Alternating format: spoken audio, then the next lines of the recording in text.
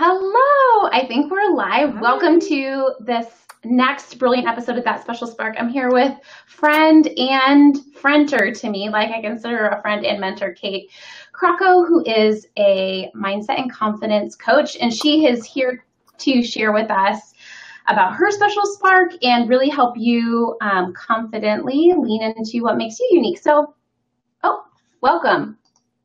Hey, how are you? Yeah, I think it froze for a minute. Oh, no. But I think we're fine now. Oh, great. Okay, tell me, Kate, tell us a little bit about you. Yeah, thanks for having me, Anna. I'm so excited to be here. If you guys see, I've got my little baby here with me today. Yay. This is baby Annabelle. So I am, like Anna said, a confidence and mindset coach for female entrepreneurs.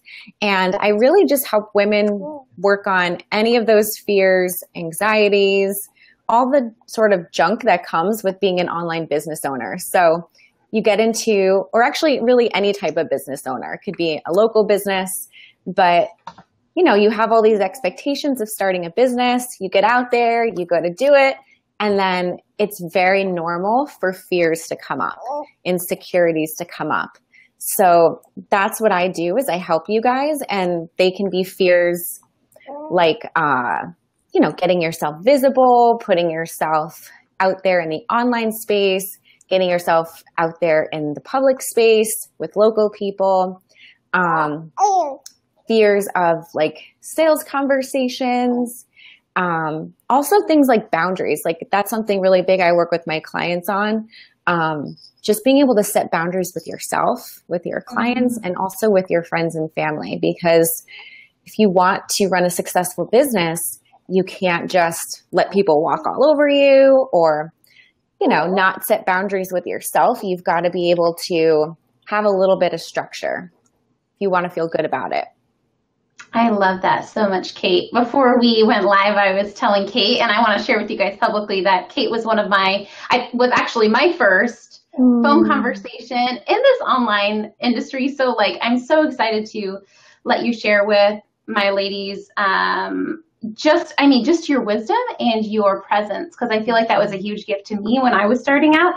And I love how grounded in integrity you are. I feel like everything you're saying is from a place of truth and from a place of either having mastered it or at least you're in the process of figuring it out in your own life.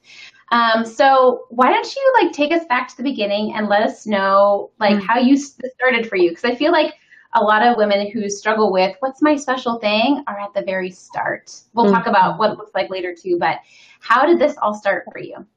Yeah, so both of us went to school to be therapists, and that's where we had that connection in the beginning, which was really fun. And I just also want to say with that is I think that's where a lot of our integrity comes from, was having that training and sort of having all of that drilled in us, like ethics and sometimes actually as if anyone else here is a therapist or going to school, to be a therapist, sometimes it's actually a little bit too much. Oh my gosh, there goes Turbo. That's my dog. Going to say hi. Hi, Turbo. The mailman's usually here at noon every day, but usually when fun things happen like this, the mailman comes a little later. Of course. But yeah, I think Dory says me. Oh, so we do have a therapist here. That's so Dory, fun. How are you? Yeah, so you sort of get this drilled in your mind, these are the right and wrong things to do. And I think for those of you who are therapists, Marissa says hi, Turbo, coming into the online space, you have to really sort of decipher what feels good for you and integrity. Because, as a therapist, they'll say, don't self-disclose, don't talk about anything personal, don't share anything personal. And I guess I'll just start here. Is I started with a local therapy practice back in 2014. It would have been 3 years this August that I opened it up. And, I really loved running a business. I was able to leave my 9-to-5 within 3 months. And I came into the online space to learn a little bit more about business because in therapy school, they don't teach you business skills. And I wanted to know a little bit more about online marketing. So I took B school with Marie Forleo. And actually, Anna, did you take B school? No, I never did. Never did. Yeah. So you just sort of learned it all on your own a little bit. You're good. I guess. I don't know. I don't know. That's You're very good. But I I needed some type of structure to tell me these are the steps to take. And going there, I realized there's this whole online community and online business that you can run. And that's where I heard about coaching, for the first time. I never knew that coaching was even a thing. And, it was my eyes had been opened, but I had this really big struggle in the beginning because personally, I've talked about this in my blog and on my website and everything, but my past was a little bit difficult. And I guess I can talk about it on here a little bit, but growing up, I had an eating disorder, and that was really what drove me to want to be a therapist and drove me to want to help people. And me coming out and wanting to now be an online coach, again, was something that was very different from a therapy role where you can't talk about anything. You can't share or self-disclose anything. So it was a huge struggle for me in the beginning when I realized that I wanted to do online coaching, because I kept having that conflicting mindset back and forth of is this the right thing? Is this the wrong thing? So that's where I really learned that I needed to just do what felt right to me and learn to trust my intuition a little bit more and just trust myself a little bit more. And I'm not sure if you sort of felt that same way going from being therapist and then being an online coach. Oh my gosh. Yes. A million times, yes. That was the biggest hang up for me is this ethical? That was the first conversation. Yes. I remember, I think I asked you that. Yes, I was is this ethical? Is it because I think I was used to doing the same things in the therapy room, right? But with people who maybe were in a harder season, right? I feel for coaching, we're working with women who are at least at a basic level of health, right? Yes. Versus in therapy, I was primarily working with people that were in a really distinct season where they were either had a severe mental issue or they were just really in a hard season and struggling, right? So my job was to get them to basic health and then bye, so that there's no dependence, right? And so I feel I can impact, I'm a human, I'm a woman that can empower other healthy women, which is, for some reason, I felt my therapy degree disqualified me or held me back from working with a different population. But really it doesn't. In fact, it gives us extra tools, right? The fact that I know when to refer someone is powerful. The fact that I have built in actually pure coaching skills, right? Those are all things that are assets to us. But honestly, at the start, which Kate, because I told you this, it felt like a liability. It felt because I think I didn't have that self-trust and I don't know if it was you or someone else that asked me, do you have a track record for being unethical? I did ask you that. Yeah. Because I'm let's look at the hard evidence, Anna. Because I was do something unethical. I don't want to be unethical. And she was Kate, you were do you have a track record for being unethical? I was no. But and that was such a beauty. And that I feel is the core of what you do for women, Kate, is you help them see, can you trust yourself? Right? What does the evidence say? And so, so good. I love this conversation. Me too. Me too. It's fun to go back and just to be able to just see where we were at, a while back and how far you can come in a short period of time too. Mm-hmm. And you can change your mindset around that stuff. Because now, we don't really think twice about it anymore. No, totally don't. So, Kate, take me from that. Where, how did you find out? That is so much of what you do in your coaching is helping women, be more confident, trust themselves more. How did you find out that was your thing that you wanted to do in this online space? Because probably, if I said you're forced to shut down your confidence coaching, you could probably make money online in multiple ways, right? But why did you choose and how did you choose that one? Yeah, I love that question. I'm not forcing you to shut down your business. No. So first, actually, again, because of that fear and that like limiting belief of, am I going to be in trouble if I become an online coach? Or like, is this unethical? Can I even just do this? I decided that I was going to be a life coach. And I had my own coach at that time that I had hired, who also was a licensed clinical social worker. And she was a life coach / business coach in the online space. This little one she's teething, so she's saying hi. She's saying hi. So she really encouraged me to create a scholarship program and just start coaching and just take on a bunch of women for free, beta test, see, how it went, like what I liked about it, what I didn't like about it, who my ideal clients were, who they weren't. And thank goodness I did that, because the one common thread that I found was all of the women who I did take on for scholarship. There were 5 women. Man, she's really getting passionate here. She's like, yeah, mama, yeah. They all had businesses. And I had never imagined that I would work with online business women. I figured just women in general. And I think what I really learned again was just that, in this online space, like women really need, like not only with their relationships, but they really need help. Sorry guys, I'm just taking a second with her. You're totally fine. Okay, princess.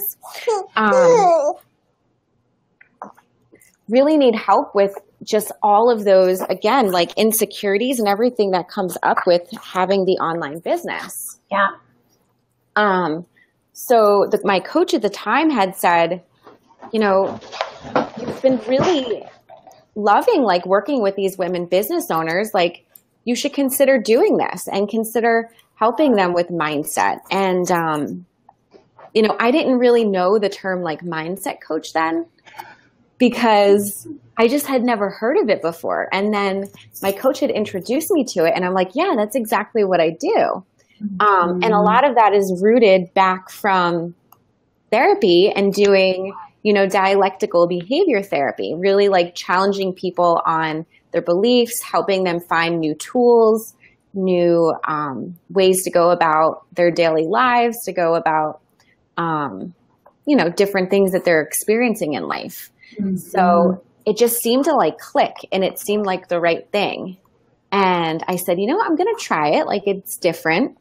And I remember back then having a lot of people telling me like, you're not, like, it's not going to work. Mm-hmm. People are either going to want you as a life coach or they're going to want you as a business coach. Mm-hmm. But being so niched down like that, like it's probably not going to work. Like you're not going to be able to make money that way. And I can be a little bit of a rebel. And you're like, watch me. Yeah. Yeah. And it actually gave me like this great, like, ammunition to just say, like, I'm going to make this happen. No, people do need help with this. And, I want to niche down. I want to have this specific area that I'm helping with. So I'm just going to give it a try. If it works, it works. If it doesn't work, then I'll figure something else out. And I think that's really the best mindset when you're going into business or even anywhere in your business, is just give everything a try. Like what's the worst thing that could really happen? That's something I always ask my clients. Like usually the worst thing is not even that bad. It's like, okay, I just have to start over, and that's it. So good, Kate. What I heard you say is like, for the women starting out in their business, and really, it's a scary time. Like in my opinion, it's probably one of the harder seasons of your business, right? Really finding out like, what do I do? How do I do it? Who do I help? Like all those elements. I love two things that you said. I love that you said, well, I just dove in and did it, right? Yeah. But also like I had this inner confidence of, at the end of the day, I know best and I know what I want to do.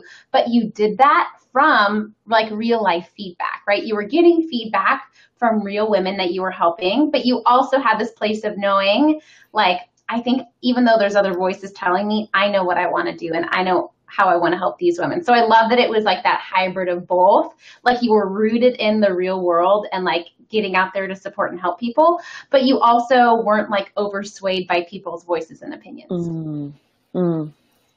Yeah, I think especially early on, it's easy to get like the shiny object syndrome and to look around and see what everyone else is doing and look at things as like, again, like black and white, like this is the right way, this is the wrong way. But I really believe if you just really trust your intuition and only do like what feels good for you,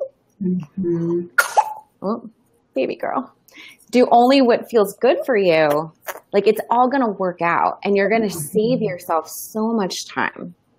You're going to save yourself so much time if you can just do that and not try to chase, you know, this idea or what this person's trying to tell you, and just do what feels good. So beautiful. I love that, Kate. Are there any examples like in your business? So since you found that initial clarity, right? Like that always feels good when you're bringing in your first few thousands of dollars, right? And you're like, oh, got it. Like people are paying me for this. I love doing this. Like this is brilliant, right? So there's that initial like, thank you, God, for that clarity. And then talk to me about from that point to where you're at today. Like, have there been any moments since then where you felt like, wait, what is it that I do? Or, you know, finding your niche again, or kind of even shifting in your niche or anything like that? Yeah. So the funny thing is now I've never been asked this question before, but I like it because I've never pivoted. I really just stuck with that one thing in the beginning. And like, even at times now, I'll get a thought like, I wonder like if I should pivot a little bit, you know, like it's just because I feel like it's natural in the online space. Like we see people pivoting all the time and going through an experience in their life, and that really influences, you know, where they want to go in their business. And maybe, I mean, my life experience definitely has influenced like what I talk about in my business, but I still stand really firm in like what I want to help women with, and it's confidence and mindset. So yeah, that's been like that foundation, and I haven't really gone any other way. I love that. And I love that you discovered that early on, right? Like you were able to somehow channel like what it was that you wanted to do in a way that lasts. Like I think that's a beautiful story. Yeah, I think in a way, it makes it a lot easier when you can just stick to that one thing and, you know, not feel like you need to like reinvent yourself all the time. Because think of like, you know, Oprah or any of those like influencers out there. Like a lot of them have done similar things their whole lives, and they just keep doing what they're really good at, and they keep finding more success through that, and they don't have to reinvent themselves or try something, you know, really out of the ordinary.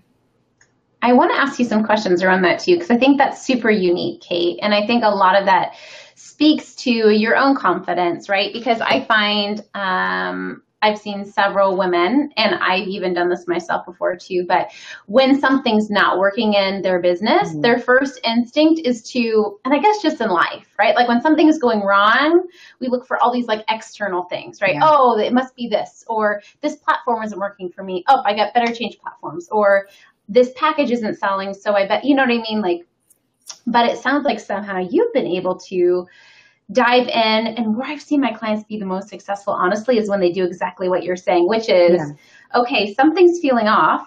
It doesn't mean I need to scrap everything and all the things. It just means maybe I need to change something, or maybe I need to tweak, like almost looking for those little finesses, which you've done, instead of like, I'm going to scrap everything and start from scratch, which isn't always bad, but it's just like what you're saying, it's more work because you're starting from like square one again. So tell us what you think has contributed to you being able to do that. It's funny because people would maybe think that it's just like something that comes naturally for me. but it's not at all. Like, as a human being, I'm a very, very impatient person. Mm-hmm. And most people like wouldn't believe that, but I like if I have an idea, like I want to make it happen, or even just silly things. Like I had this conversation with a client came over yesterday with their husband. We had a little barbecue with our husbands together. It was so much fun. And they were all talking about TV shows, and my husband's laughing because he's like, yeah, she's too impatient. Like she can't sit through TV shows, or like she can't watch series. Like there's only a couple that like I could really get into. Or yeah, the other day, like talked about board games. Like I'm always the kind of person that just wants like quick things. Like I get like tired of things very easily. So if I can do this, I know that anyone else can do it, because it's not something that's innate for me at all. Like the whole waiting thing, like even thinking back to like when I knew I wanted to marry my husband and like waiting for that ring, you know, like being so impatient about it. Oh my God, Caitlin says the same way with TV shows.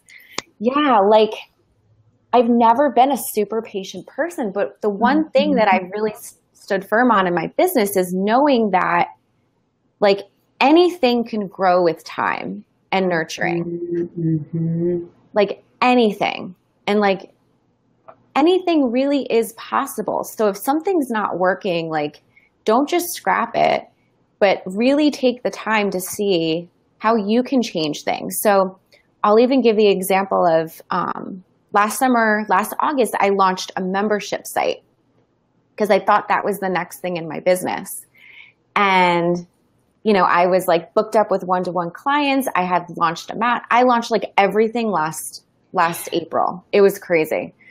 Thank goodness though, because that's what's gotten me through now this different season of having the baby. But I launched this membership site because I really wanted to leverage my time and to be able to work with more women. But I didn't have, you know, the hours in my day-to-day schedule to work with them all one-to-one. So I launched a membership site and then slowly realized like it was way too hands-off for me. From what I said I would be giving the women, what would be included, like it didn't feel right. I just felt like I wanted to give more and more and more. And then I kept comparing it to like the mastermind that I had. And I'm like, it's a membership site. Like I can't give the amount of support I give in my mastermind. So what I kept doing was asking the women for feedback, because I think that's really important in your business as well, is just checking in with your clients, checking in with other people when you feel that something's not right. And what I kept hearing them say over and over again was, this is great, but we would really love if there was a little bit more, like if you added more calls or we had more of your time. And I knew at that point, like this is something that I want to grow into something much bigger. And the hands-off thing is just not for me. So little by little, I started adding more and more and more. And it's to what now is my inner circle, which is like sort of a mix of everything, like group coaching, masterminding, membership site. And now, like back then, it didn't feel so aligned because it just didn't feel like a part of me. It felt like I was holding back too much. But thank goodness that I let it evolve over time. And I also checked in with everyone, because today it's like the thing that just excites me. It's turned into that thing that is working, even when it wasn't working before. And I think just telling yourselves that like you'll save a lot of time if you just nurture something and you don't give up on it. Such an important message. Yeah, because it takes a lot of time then to like come up with a different idea and go out there and test it. And then what if the same thing happens and then you need to scrap it again?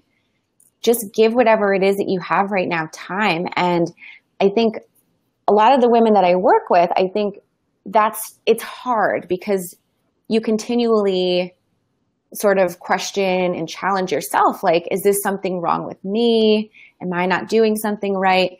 And that's where people think they need to just tweak things, pivot things, scrap, try something new. But all of this is really just a matter of time and refining, and that's it.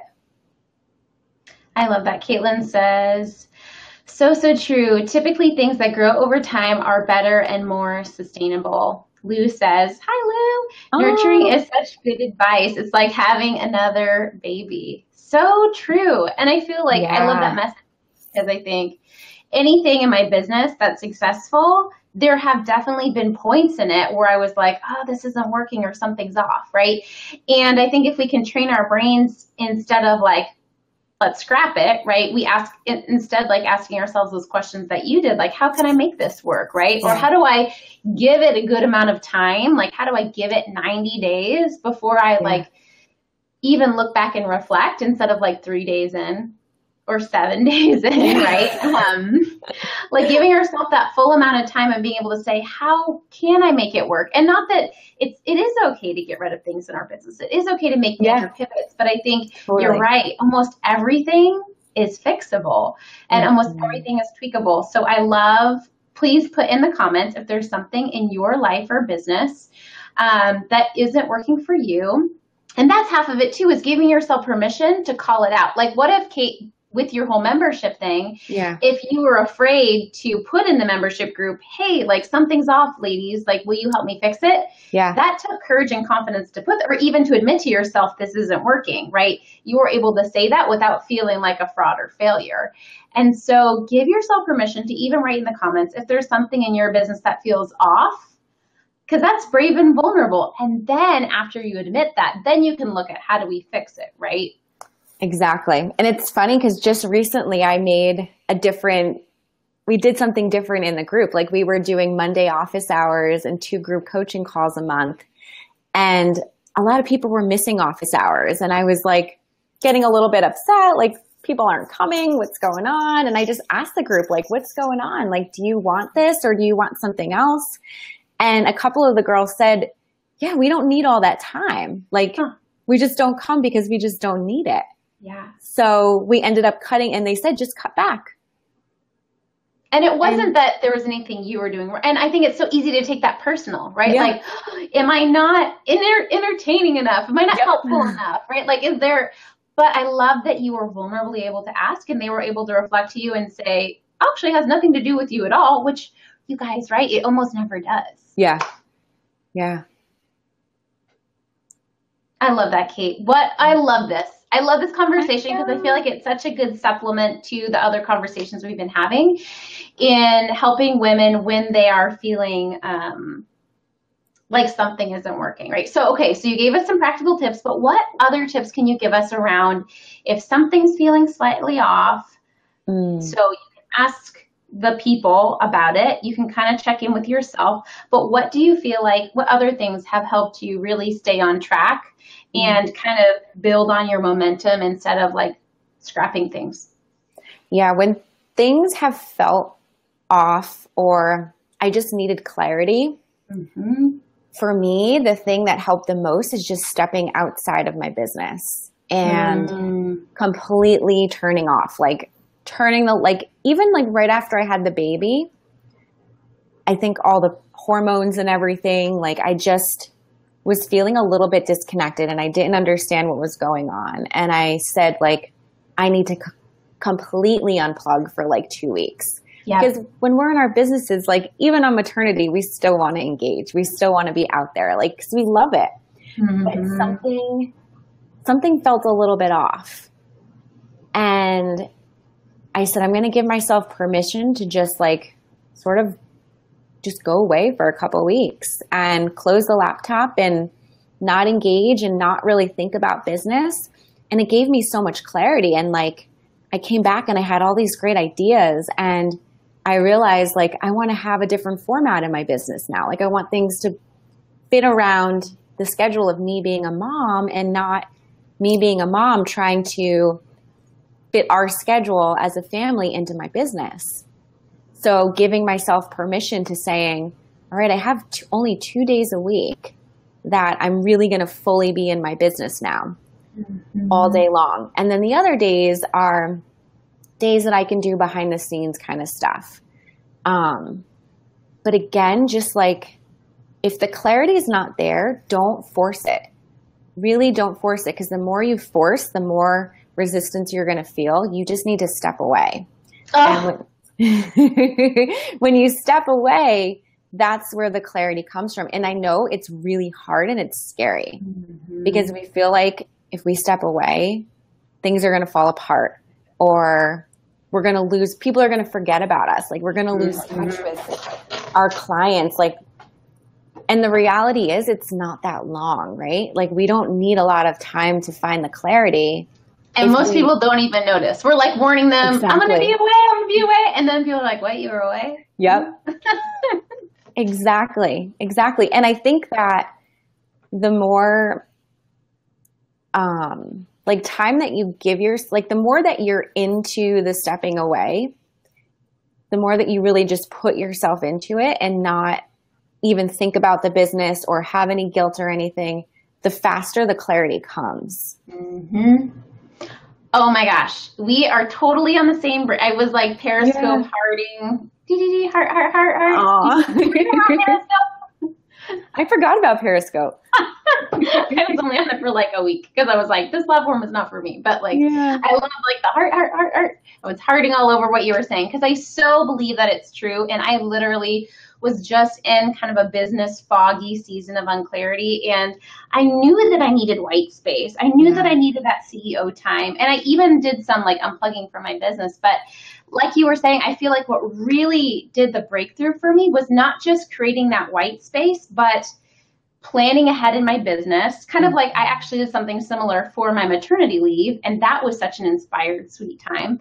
But I kind of, so it wasn't just the like white space, but for me, it was the also planning ahead so that it wasn't just like blank space, but it was also guilt-free blank space, right? Like I knew things were taken care of. I think I forgot about that factor. But once I did that, like created the white space and also didn't have business obligations, right? Like said, this stuff can wait and my team is handling this. Then I think my brain knows, like it knew like, okay, got it. Not only do you have a blank hour, but you also things are taken care of, right? And then that's really where I felt more freedom. So tell us how, because I know you are similar to me in that you do create in advance sometimes. But how do you feel like preparing it really frees up and enables that white space for you? I think it's also, well, first I want to say something is you really inspired me because when you were on maternity, like I had no idea you were on maternity. What? Are you serious? Yes, because your stuff was still going out and like, it was just such an inspiration to see like, oh my God, she's just having fun with the baby behind the scenes and everything's still running. Everything is still like nothing's falling apart. And that actually really inspired me because I wondered like, well, first of all, I didn't want to unplug. And I remember actually at a wedding, my best friend's husband was having this conversation with me. I think my husband like put him up to it. I think he encouraged him to do it. But he said, because my friend had just had a baby and he was like, I want you to know, like, there's no way that you can work for at least a month after you have the baby. And I was like getting an argument with him because I was like, nope, I want to work. I don't want to take time off. No, I can do it. I know I can do it. And it's funny because recently I saw them and I said, you were right. And my husband was like, what about me too? I was telling you that you need to take time off. But I think when you, and this is the great thing about having people in your circle in the online space is when you can watch other people from afar and see them doing it, it inspires you and gives you permission that, you know what, you can do this too. So thank you for doing that because that inspired me a lot. I am so glad, I love that we're reflecting this for our audience because behind the scenes, I definitely had FOMO. Like, because like the month after I had my infant, I had a great birth, but a really rough afterbirth season. And I was like in and out of the ER and like, it was insane. And I love that. Like on the inside, I'm like, I did have some thoughts of like, oh shoot, like I'm not like, yeah, am I losing momentum? But I love that on the outside, it was like, it wasn't that way, right? Yeah. Give yourself permission. Yeah. Yes. I love that, Karina. Hey, Janelle. One super cool thing that I found also was during that time of like sort of being off and having those thoughts of FOMO, I knew that once I sort of announced like I'm back and put myself back in that seat of, all right, I'm back on, like I'm out of maternity, I knew that things would align and things would just start to come back together. But again, I still sort of wasn't trusting myself 100%. But the second, like the day that I said, hey guys, I'm officially back from maternity, I booked all of these clients like right away. It was crazy. And it was just such like a God moment because I think, you know, I pray all the time and ask like, just help me surrender and help me like not allow these things to take over my mind. And, you know, if you can just do the surrendering, oh, baby's getting fussy again. You're fine. We'll wrap up here soon too. Yeah. Sorry. Thank you. No. He will show you that, look, I'm taking care of you. I'm taking care of you. And you really have nothing to worry about. You just have to trust yourself more.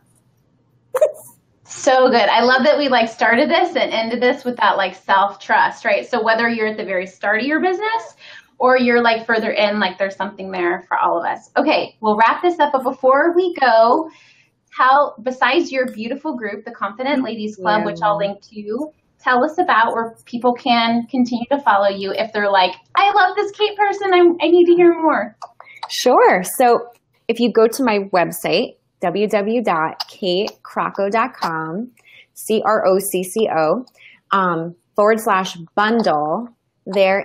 it's called the Confident Ladies Club Success Kit, and it has 3 workbooks, and they each teach on the things that I like to teach on. One is mindset, one is confidence, and then the last one is visibility. So there's 3 different free workbooks there for you. I love that. I will link to both of those, all of those. And I love being in your group. So I hope you guys head over there and hang out with us. But thank you, Kate. I just am grateful to have you as a friend and a sister. And yeah, just thankful for you. This was fun. Yay. Okay. Hope you guys have a great rest of your day. Just a reminder that we have 2 more interviews, 2 more Special Spark interviews left. So make sure you sign up at annafranzen.com/spark to get the reminders for the interview so you can join us live and also your Spark Chart worksheet. Okay, we'll see you around later. Bye. Aww. Okay. That was it might take a second.